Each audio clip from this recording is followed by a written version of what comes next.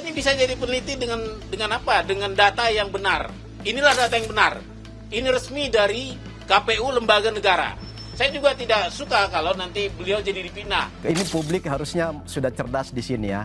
Dengan kasus KIP ini sudah membuka ruang untuk melihat itu, lalu kemudian Bonatua bahkan pengacara Pak Roy Suryo, teman-teman ya, Sang Aji dan semua teman-teman pengacara Roy Suryo, ini membuktikan bahwa ketika statement Roy Suryo Ces mengatakan ijazah Jokowi itu palsu 99,9% palsu, itu berarti kan membuktikan bahwa mereka nggak pegang bukti ketika itu. Kami menyatakan bahwa sampling yang diuji oleh RRT itu sama dengan yang diupload Pak Dian Sandi. Halo sahabat Kompas TV, polemik kasus ijazah Presiden ke-7 Republik Indonesia Joko Widodo memasuki babak baru setelah Bonatua Silalahi untuk pertama kalinya menunjukkan salinan ijazah Jokowi dari KPU pasca putusan Komisi Informasi Pusat. Untuk membahas hal tersebut saat ini saya telah bersama dengan pengamat kebijakan publik Bang Bonatua Silalahi. Halo Bang Bona, gimana kabarnya Bang? Baik, luar biasa, apalagi setelah melihat ijazah beliau. Sehat.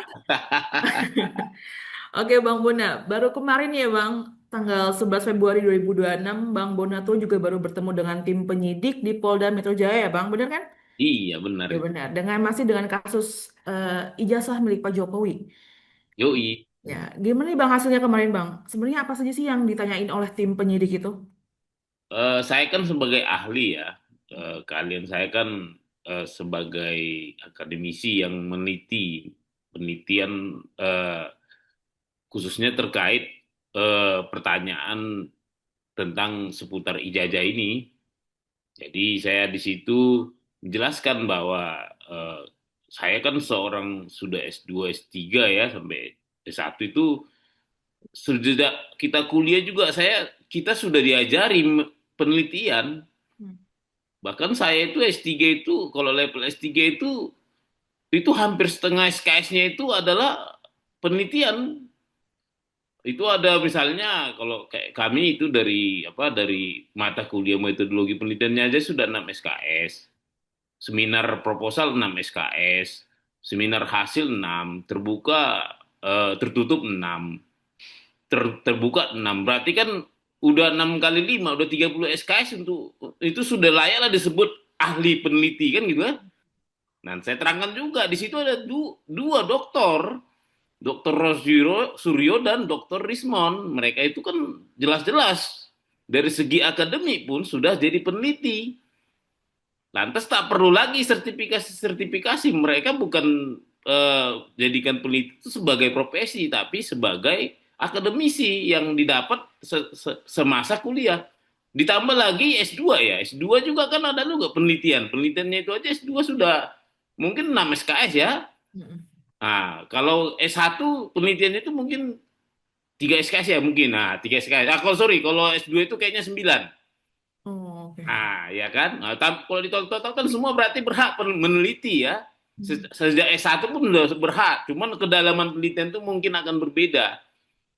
Dengan yang hanya 6 SKS, 9 SKS sama tadi 30 SKS. Itu Mbak Indah. Jadi saya terangkan bahwa bagaimana penelitian yang baik itu, saya bilang sama mereka, saya meneliti itu ada 3 jenis penelitian. Pertama itu adalah penelitian yang namanya explorer ya. Oke.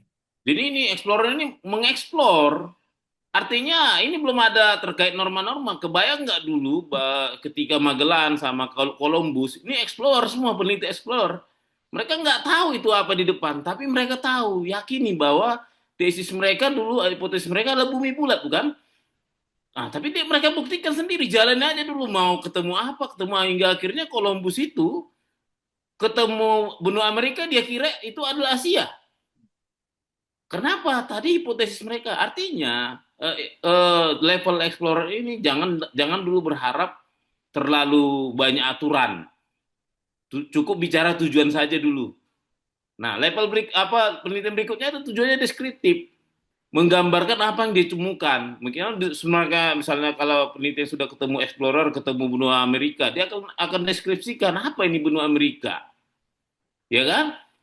Dia kan jelaskan itu apa-apa saja di benua Amerika ini. Habis itu akan masuk peneliti yang namanya explainer yang menerangkan lebih detail, menjawab pertanyaan why, mengapa, mengapa, mengapa. Dan saya itu adalah why, explainer. Kenapa? Yang saya teliti ini sudah berdasarkan kebijakan publik yang metodologinya sudah jelas, sudah ada undang-undang KIP, undang-undang keterbukaan informasi publik, sudah ada undang-undang pelayanan publik, ya kan? Sehingga inilah yang saya terapkan ini, metodologi ini saya terapkan sehingga saya mendapatkan ijazah fotokopi terlegalisir milik Pak Jokowi selama 2014 2019. Nah, pada intinya saya menerangkan itu, Mbak. Artinya setelah saya terangkan itu, kan polisinya nanya nih, terus Pak, yang meringankannya bagaimana Pak? Nah, yang meringankan adalah pertama bahwa eh, ijazah yang saya dapat ini ternyata sama dengan eh, ijazah Dian Sandi yang diupload di medsos X ya. Kebayang dulu Mbak, belum ada ijazah satupun penampakan ijazah yang bisa menerangkan ijazah Pak Jokowi itu. Yang ada itu cuma dari Pak Dian Sandi di medsos. Dan sebenarnya saya ketemu banyak itu model-model ijazah ini di medsos. Cuman yang begitu tertarik ke publik karena sosok Dian Sandi ini adalah seorang orang yang dekat dengan Pak Jokowi. Ya kan banyak sebenarnya yang benar, saya nggak perlu sebut lah, yang mungkin wajahnya dirubah macam segala.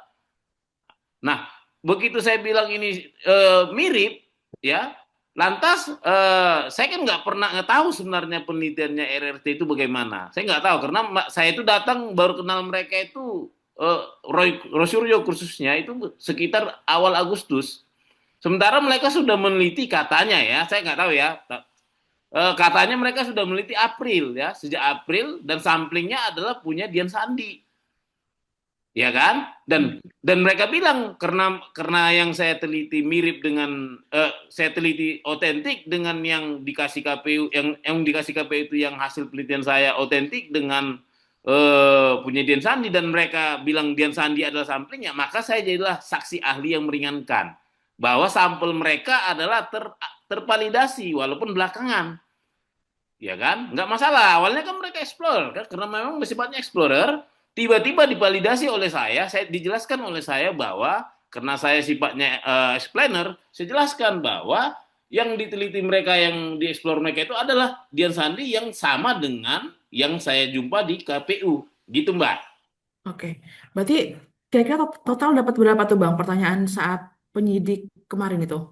Ke Ada Bang 27. 27. Oke. Ah, Terus suasananya kayak gimana Bang saat penyidikan berlangsung? kalau saya kan ini apa newbie ya. Seumur hidup saya baru kali ini di BAP. Jadi ya saya sih orangnya nothing tulus biasanya. Kalau saya nggak ada yang mau saya tutupin, ngapain saya mau lepas aja gitu, mengalir begitu saja. Ya ditanya saya jawab, ditanya saya jawab. Apa yang nggak tahu ya nggak tahu. Ya walaupun kadang saya baru sadar bahwa ada pertanyaan-pertanyaan yang kadang jujur aja agak-agak tricky ya, menjebak-jebak dikit ya kan. Nah kalau saya nggak berpegang teguh pada apa yang saya kerjakan, apa yang saya tahu, ya bisa saja saya kejebak juga kayak Roy kan gitu kan. Salah jawab kan gitu di BAP, salah jawab. Nah, tapi so far ya karena saya didampingi pengacara, ya itu kan ada apa dikoreksi lagi gitulah, Mbak. Itu kayak gimana tuh Bang? Pertanyaan trikinya dari penyidik tuh kayak gimana contohnya Bang? Ya kayak misalnya Bapak pernah lihat sampel yang diteliti oleh RRT, ya. Mereka nggak nyebut RRT ya, tapi cuma terlalu panjang, persingkat aja ya. Kan disebut Roy Suryo, bla bla bla, Rismond, bla bla kan. Tapi kusingkat di sini RRT ya. Nah, jadi mereka tanya, ya saya terus terang saya bilang, saya nggak pernah lihat mereka meneliti. Saya tidak pernah melihat mereka memakai sampel itu untuk diteliti. Tapi melalui tulisan yang dipublis mereka, yang saya terakhir baca di medsos, itu sama. Dan di buku mereka juga jujur menyebutkan bahwa sampel ini berasal dari akun X milik Pak Dian Sandi ya kalau nggak salah. Artinya memang seorang peneliti itu harus jujur menyatakan sumber data yang diteliti dari mana, supaya apa? Supaya publik yang membaca itu eh, dikasih kasih kepuasan apa keleluasaan memikirkan percaya atau enggak hasil penelitian saya ini kan gitu kan. Hmm. Nah, sekarang kan pertanyaan ke kita, Mbak. Kalau ternyata kalau saya jujur karena saya seorang peneliti yang percaya filosofi bahwa kalau sampah dianalisis akan menghasilkan lebih banyak sampah lagi, maka saya seorang peneliti pasti harus men-screening mana sampah yang perlu dianalisis atau tidak. Ya kan gitu kan? Nah, jadi kalau mereka saya tadi apa? Saya terangkan ke mereka bahwa penelitiannya Rosur RRT ini yang saya tahu di buku itu disebut jelas itu berasal dari Dian Sandi yang diupload tanggal 1 April kalau nggak salah dan itu mereka langsung teliti. Tapi saya secara tempusnya saya nggak ada di situ. Saya itu justru datang Agustus tadi. Nah, saya terangkan begitu. Wah, berarti ya udah konkret kan gitu. Kalau nggak kan bisa kejebak saya kenal aja Agustus merasa ikut penelitian bulan 11 apa tanggal April kan salah gitu, Pak. Oke. Jadi sebenarnya nih Bang Bona ini apa sih Bang yang melatar belakangi Bang Bona meminta salinan ijazah milik Pak Jokowi ini? Ini gini Mbak, apa ya saya harus ini ya mungkin katakanlah saya orang yang awalnya percaya bahwa iya aja beliau itu palsu, palsu, maaf asli ya, percaya. Kenapa? Saya mempercayai lembaga KPU. Namun belakangan saya ragu jadinya, karena ada beredarnya banyak ijazah-ijazah yang disebut punya Pak Jokowi, terus dianalisis di medsos dengan varian data yang begitu bervariatif ya. Saya temukan ada sekitar 8 variatif lah ijazah ya. Ternyata yang terakhir terkonfirmasi itu dari pintu belakang katanya kan gitu, dari orang-orang yang mungkin nggak tahu juga. Artinya kalau pintu belakang nggak tahu juga benar atau tidak ya. Nah, saya pikir saya kan peneliti ya. Artinya seperti saya tadi filosofi saya yang bilang kalau sampah dianalisis akan menghasilkan lebih banyak sampah lagi, maka saya harus memilah sampah ini. Ternyata tak satu pun data yang beredar di pasar itu adalah data yang valid, yang levelnya itu sekunder atau bila perlu primer. Nah, pertanyaannya kan sederhana. Pak Jokowi kan memang tidak pernah mengupload sendiri yang secara resmi ijazahnya ke publik. Yang mengupload itu justru Dian Sandi yang menurut saya juga dia bukan orang yang tepat untuk memvalidasi bahwa itu punya Pak Dian Sandi. Seperti itu. Akhirnya saya pikir saya harus mendapatkan data ini untuk saya uji. Nah, pertanyaannya kan sederhana. Kalau aslinya nggak ada, berarti kan saya butuh yang primer ya, turunan dari yang asli atau yang sekunder, yang turunan dari yang primer. Nah, ketemulah saya tersangka suspek bahwa yang punya ijazah data primer ataupun sekunder itu adalah pertama kalau di arsip lembaga arsip.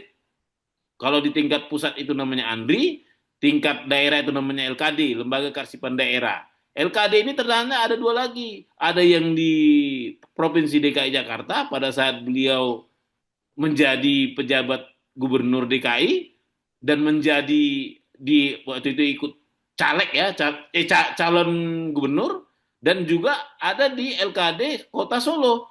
Pada saat beliau mencalonkan jadi wali kota dan pada saat mereka jadi wali kota, beliau jadi wali kota. Ini tersangka utama. Dan keduanya adalah KPU-nya sendiri, KPU Pusat, KPU DKI, dan KPU Kota Solo. Nah, tentunya kan ini lembaga publik dan yang saya minta dokumen publik. Maka saya harus memakai tools Undang-Undang Keterbukaan Informasi Publik. Memintanya itu harus ada mulai tahapan resmi.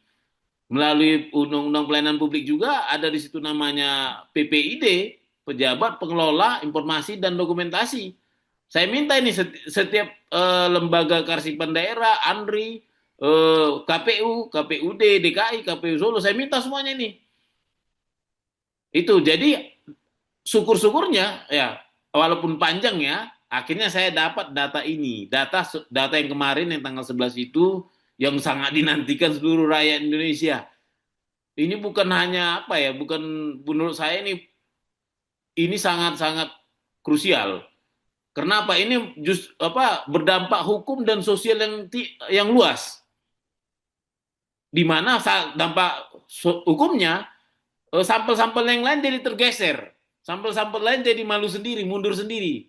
Kenapa? Ternyata yang resmi itu seperti ini, kan gitu kan?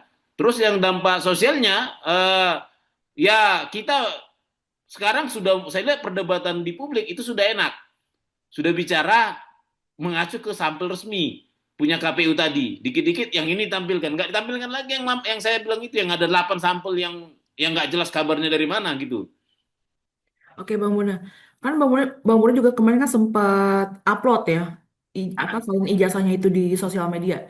Ini gimana Bang reaksi netizen setelah Bang Bona mengunggah hasil salinan tersebut? Ah, yang pasti nanti media, teman-teman media jadi banyak konten.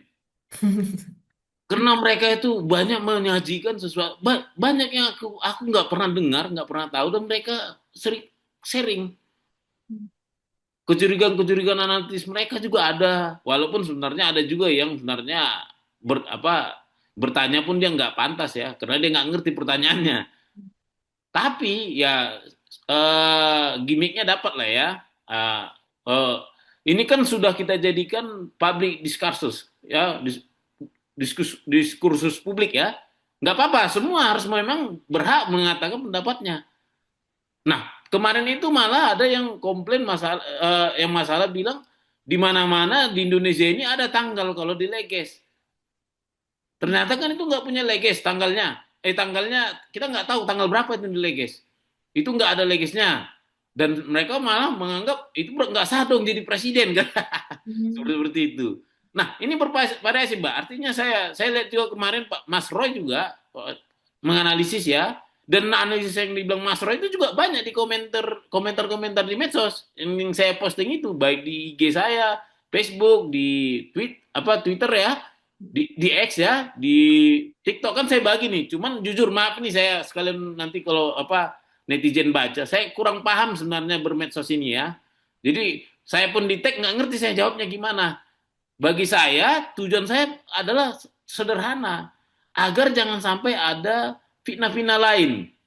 Jangan sampai nanti ada orang mengasih disinformasi ya, asimetris informasi, masih percaya ada data ijazah lain, sehingga dia termakan oleh hasutan yang sengaja mengubah ijazah ini, sehingga orang yang menganalisisnya salah. Seperti itu, Mbak. Mungkin silakan aja nanti dipantengin aja lah di medsos saya ya. Ya, benar Bang Buna. Nah, ada nggak Bang Buna hasil temuan dari salinan ijazah tersebut yang selama ini sempat ditutup-tutupi Bang? Mungkin apa ya? Saya lebih tepatnya, saya kan bukan bukan orang yang meneliti explorer tadi ya. Saya explainer. Artinya kalau menjelaskan sesuatu saya butuh pembanding. Untuk menjelaskan ini saya harus pakai yang lain untuk menjelaskan. Kebetulan saya menjelaskannya ini pakai ijazah yang 2019 menjelaskan 2014, 2012, 2010 dan 2005. Nah, so far yang saya dapat itu adalah selisih perbedaan di legesnya, pejabat melegesnya, karena ini kan beda-beda pejabat leges, tapi yang lain itu sama. Hmm. Semuanya sama informasinya. 2010, 2005, 2012, 2014, 2019. Yang enggak, saya kan 2005 belum dapat dari mereka, dari KPU Solo. Tapi nanti akan saya jawab lebih lengkap Mbak Yulian ketika saya nanti sudah meminta ke DKI, ke KPU DKI ijazah yang tidak disembunyikan 9 itemnya. Hmm. Nah, artinya saya hanya sekarang ini, to be honest, saya hanya bisa membandingkan antara ijazah yang 2014 dan 2019. Karena itu yang saya peroleh lengkap. Yang lain itu kan disembunyikan semua 9 itemnya. Kenapa? Justru poin krusialnya adalah di 9 item ini. Di situ ada tanda tangan rektor dan dekan yang menandatangani ijazah. Di situ ada tanda tangan dekan yang meleges. Ini kan identik, unik kan? Ini bisa dicek nih. Ini ya kan kita tahu lah cara ngecek. Kalau kita cek cari-cari rektor, tanda tangan rektor kan tinggal cari aja di internet banyak. Dekan juga banyak. Kita punya membanding tanda tangan ini. Seperti itu. Jadi sabarlah ya. Yang jelas mungkin Mas Roy kemarin sudah di Kompres juga sudah mengungkapkan yang dia menurut dia ada kejanggalan. Teman-teman di medsos juga ada, cuman saya belum berani berkomentar karena ya sah-sah saja berkomentar dulu ya. Nanti saya teliti lebih dalam. Kalau saya merasa itu bertanggung jawab, saya akan ungkapkan. Gitu, Mbak. Oke, Bang Bona, usai huru hara ini ya Bang, sebenarnya Bang Bona nih ada di pihak siapa nih? Apakah di kubunya Roy Suryo atau malah sebaliknya nih? Saya sebenarnya Mbak nggak butuh dukungan orang. Saya harus bilang ini. Saya nggak butuh mendukung orang. Saya hanya butuh data. Begitu data mendukung saya, semua akan mendukung saya. Terbukti sekarang kan semua mendukung saya kan. Baik kemarin ada Bang David Pajung, Bang Andi Aswan, Bang Semar, Freddy Damanik. Yang justru Bang kemarin malah Bang Yakub ya, Bang Yakub Asibon di Solo ya, bilang justru mereka senang dengan ini. Kenapa? Karena saya membawa data, Mbak. Artinya, oke, mungkin karena saya sama-sama peneliti dengan RRT, kan kalau seandainya RRT nggak menyebut peneliti, maka saya juga tidak akan ke arah mereka, ya kan? Kalau misalnya grupnya Pak Jokowi, pembela Pak Jokowi bukan dari loyalis, tapi mereka juga bilang peneliti, saya pasti ke mereka. Kenapa? Terbukti ketika saya berbicara sesama peneliti, kami akan berbagi data. Saya banyak dapat data dari grup dari Bang Roy, Mas Roy ya, grupnya Mas Roy, Michael Sentana, dapat data. Kita sharing data. Karena kami peneliti, sharing data. Seperti saya bilang itu, yang di medsos, mereka kasih saya kok data-data misalnya pintu belakang itu kan banyak item ya, dari yang nggak jelas sumbernya dikasih. Itu kan dari mereka. Artinya, saya bilang kembali tegaskan lagi, saya tidak berpihak. Saya independen. Kalau ternyata kami berbagi data dituduh tidak independen, silakan Anda belajar. Apa arti peneliti? Independen. Bukan berarti kita peneliti independen langsung tidak boleh berhubungan dengan orang lain. Ya kan? Walaupun saya jadi ahli, ya terserah. Kalau mereka juga mau kubu lain minta saya ahli, ya silakan, nggak apa-apa. Sepanjang saya tidak mengkhianati data, saya tidak mengkhianati fakta empiris yang saya sebut-sebut itu, agar semua para pihak yang terbelah itu, yang dari yang yakin, yang tidak yakin, dan yang ragu itu, mari sama-sama kita mengacu pada data yang saya cari. Seperti itu, Pak. Oke, Bang Bona, kalau boleh tahu nih tanggapan Bang Bona gimana nih soal sidang pendahuluan uji materi Roy Suryo kemarin nih? Dan ditegasin lagi Bang, berarti kan kemarin kan Bang Bona juga diminta oleh kubunya Roy Suryo untuk menjadi ahli Iya, ahli ahli juga ya berarti bener ya? ya, ahli Itu kejagaan gimana tuh publik, Bang? Diti. Mm-mm. Karena saya juga apa ya, sudah 3 kali berhadapan dengan Pak Profesor Sadli Isra di MK. Saya tidak pernah sedikit pun meragukan eh, kepatuhan mereka terhadap tata cara di MK. Ya, memang kayak kemarin tuh yang banyak beredar medsos kan, yang permintaan Pak RH supaya para prinsipal berbicara, ya kan? Dan tidak dipenuhi kan, gitu kan? Nah, ya, saya juga ada 3 kali, ya memang begitu modelnya di sana. Jangan sampai di MK itu jadi ajang curhat, kan gitu kan? Seperti itu. Yang menurut saya juga apa ya, Pak ini cukup tegas Pak hakim-hakim itu kemarin. Saya dukung itu. Dan untuk yang masalah tata cara di MK berikutnya itu sudah biasa, Pak. Kalau misalnya saya membayangkan beliau-beliau itu hakim di MK, hakim panel ya, panel itu kan 3 orang. Ibaratkan saja ini dosen pembimbing kita, Mbak. Pada sidang pertama mereka pasti men-challenge kita, walaupun orang lain menganggap itu menyalah-nyalahkan. Tidak, itu men-challenge. Supaya apa? Sidang pertama itu men-challenge, lalu lu tinggal perbaikin, ya kan? Sidang kedua nanti mana yang lu perbaiki, ya kan? Nanti akan hakim panel bilang, ini udah diperbaiki yang ABCD yang saya bilang, udah. Nah nanti di terakhir mereka men-challenge lagi. Saya lihat ini mungkin masih kurang, begini perlu dilengkapin. Mau dilanjutkan silahkan, mau tidak itu keputusan mereka. keputusan mau dicabut bisa, ya kan? Mau dilanjutkan bisa. Tapi persidangan perang sesungguhnya itu di sidang pleno. Artinya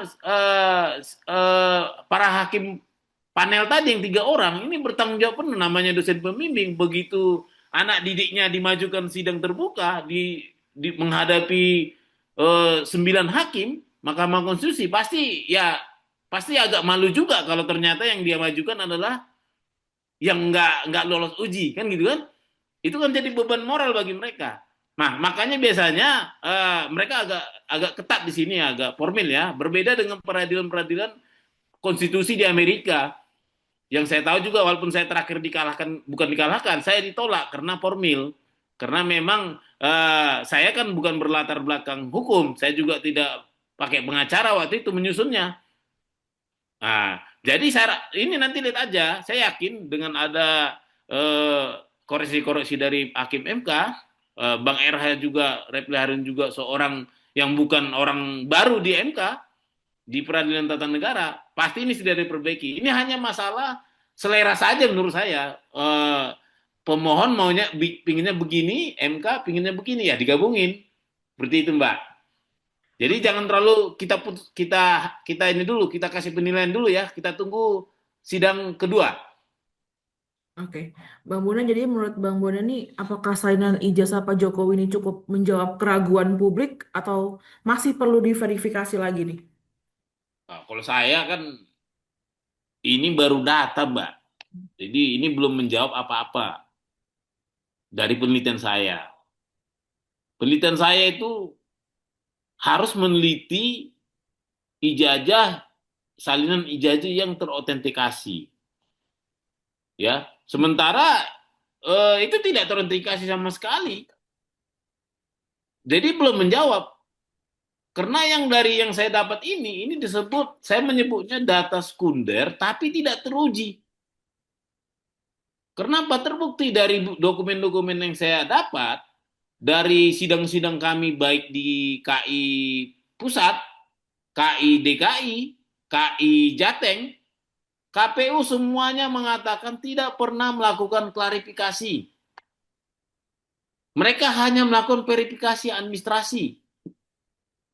Ya, bayangkan sejak 2005 tidak melakukan klarifikasi. Ini bedanya gini ya, ada 3 pengujian ijazah yang diatur di peraturan perundang-undangan kita untuk pejabat publik.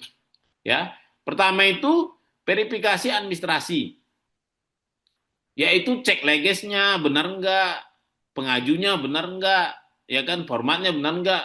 Ini sifat administratif. Kedua, verifikasi klarifikasi.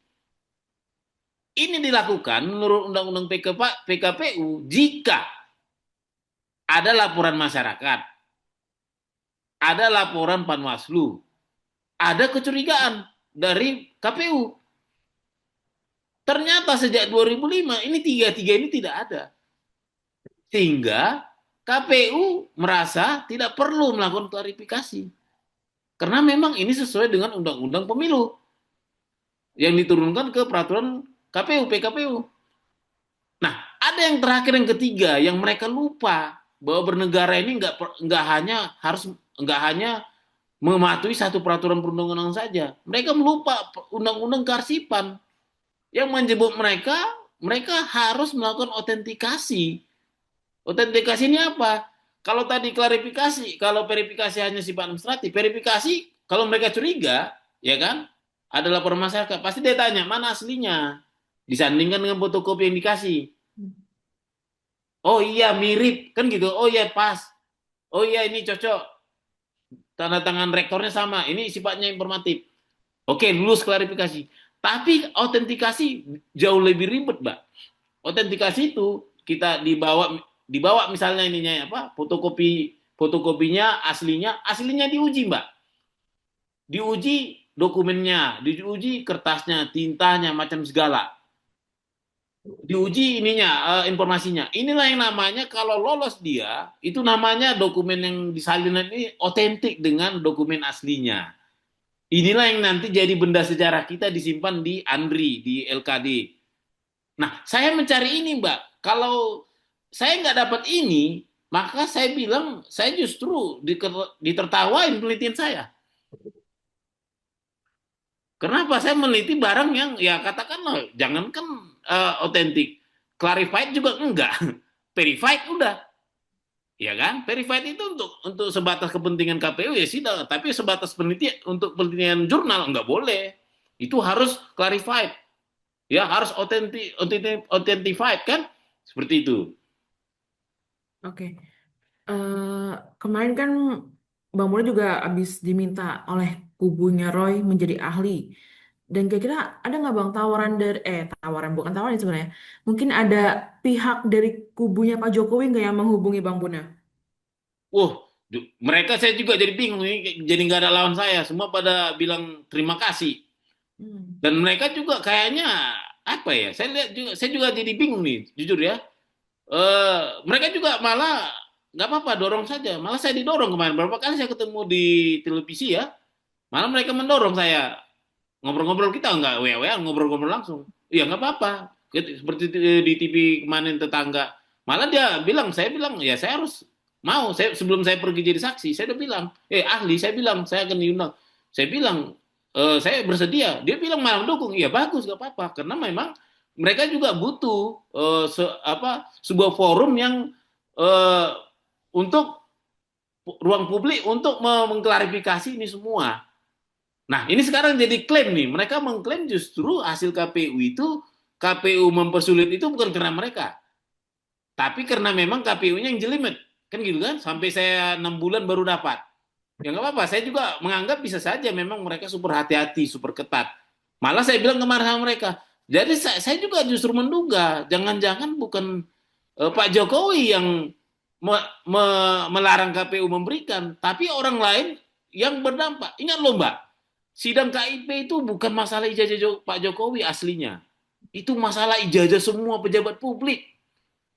Kalau ijazah Pak Jokowi bisa dibukakan, pertanyaan saya, apa mungkin ijazah menteri, ijazah DPR nggak dikasih? Sementara baca saja di majalah Tempo, nggak apa-apa saya sebut ya, Tempo kan mengulas itu banyak ijazah-ijazah palsu. Pejabat-pejabat kita banyak terlibat.